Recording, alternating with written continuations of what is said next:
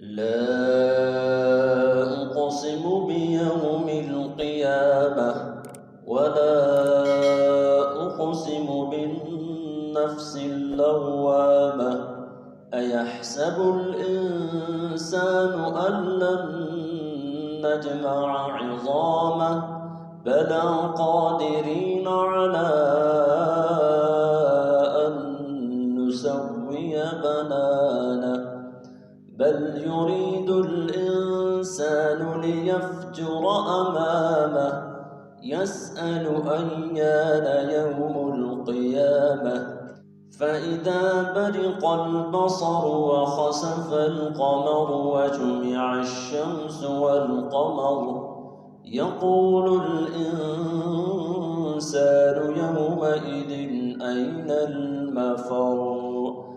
كلا لا وزر إلى ربك يومئذ المستقر ينبأ الإنسان يومئذ بما قدم وأخر بل الإنسان على نفسه بصيرة ولو ألقى معاذيره لا تحرك به لسانك لتعجل به إن علينا جمعه وقرآنه فإذا قرأناه فاتبع قرآنه ثم إن علينا بيانه كلا بل تحبون العاجلة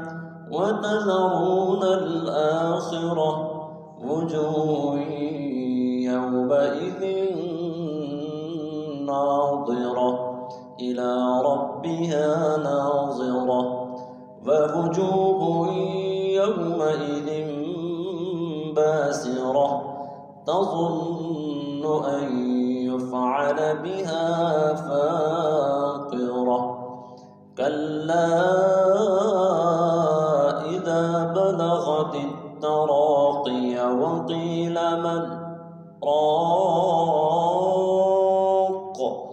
وظن أنه الفراق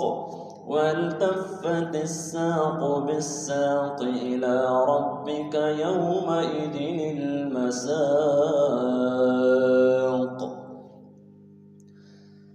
فلا صدق ولا صلى ولكن كذب وتولى ثم ذهب إلى أهله يتمطى أولى لك فأولى ثم أولى لك فأولى أيحسب الإنسان أن يترك سدى ألم يك نطفة من مني يمنى ثم كان علقة فخلق فسوى فجعل منه الزوجين الذكر والأنثى أليس ذلك بقادر على